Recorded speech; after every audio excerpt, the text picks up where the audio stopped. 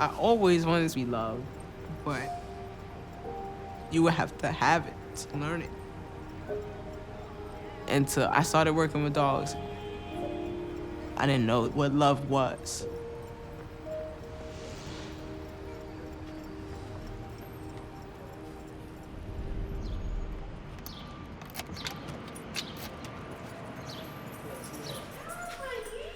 I'm a dog walker. I work in New York. Margot, it's okay. I walk all types of dogs. Come on, food. I love it. Keema. I know. The only person she'll go up to, she likes Keema, but she doesn't like anybody else. Me working with dogs taught me a lot. After all the days I went through, I never thought I would have a connection with them.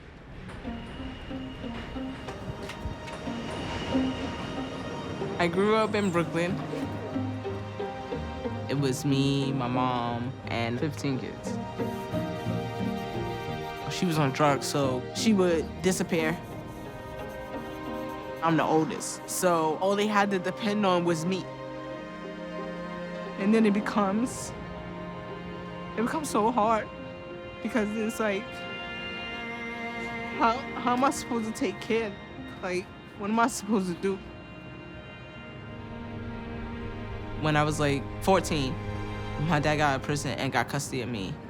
At the beginning, everything was great. We played, we went out to movies, everything. As I got older, I think it was around like 15, 16, I started to realize that I wasn't attracted to men.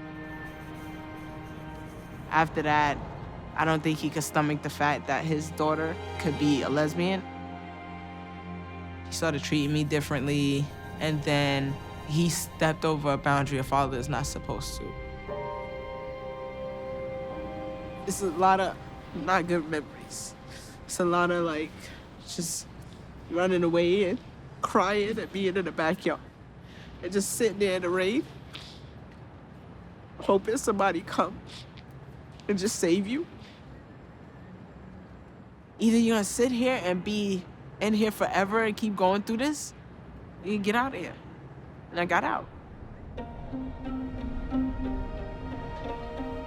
Around 2008, the economy had crashed. I didn't really have any money. I couldn't get a job. I was sending my resume over and over and over again. I was getting nothing. My girlfriend at the time, she was working in dog daycare, and she's like, come work in a daycare. And I'm like, no. And the areas I grew up in, most of the dogs were terrifying because they, were either fighting or they were just overly aggressive. She kept asking, and I couldn't find a job. So eventually, I gave in, and I was like, okay, I'm gonna come down for the interview. So I went into the big dog daycare, and as I walk in, the dogs start to separate themselves. I thought it was for me or whatever, but then I see this big black Rottweiler named Boogie. He's huge. He walks towards me. I'm looking at him, and he puts one paw on the other paw on my shoulders. I'm sweating, and on the inside, I'm going, he's gonna bite your face off. But then he licks the side of my face.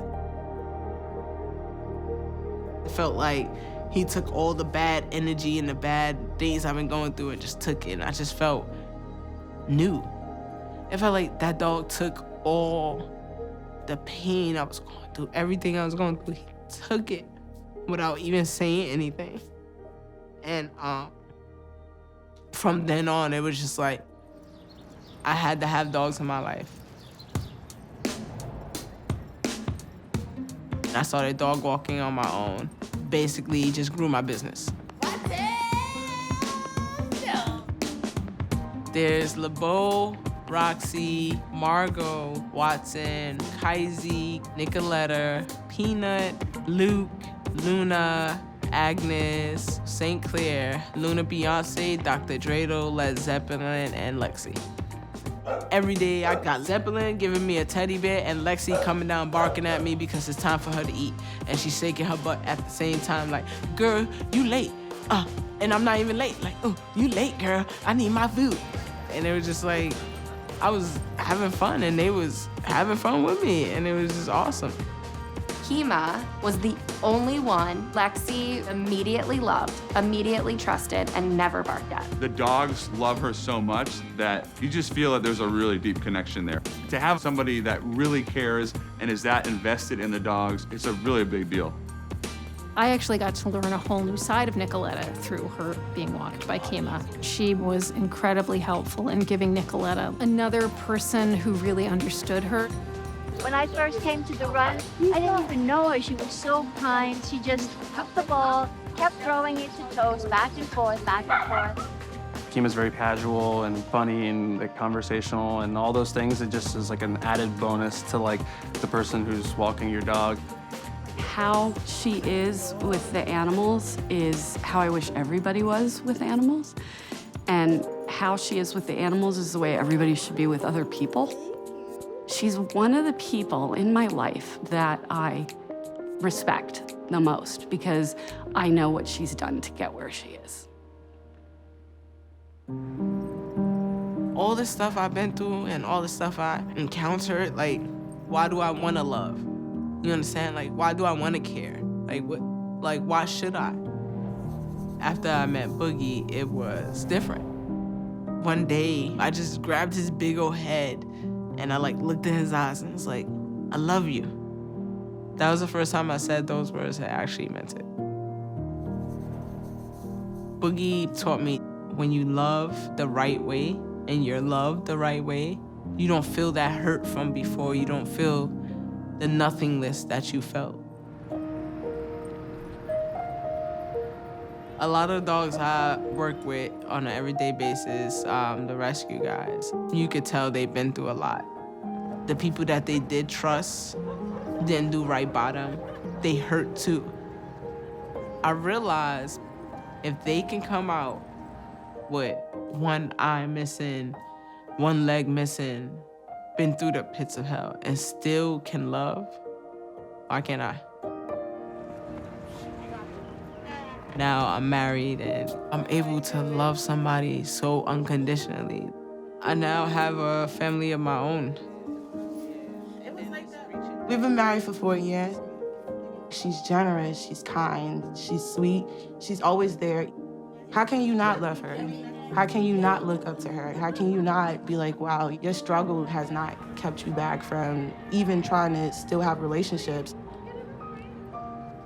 Dogs and humans, we're looking for the same thing. At one point, we needed to be rescued from something, and we needed to be loved, and that's what it is. Like, they showed me I deserve to be loved, so I gave them the same.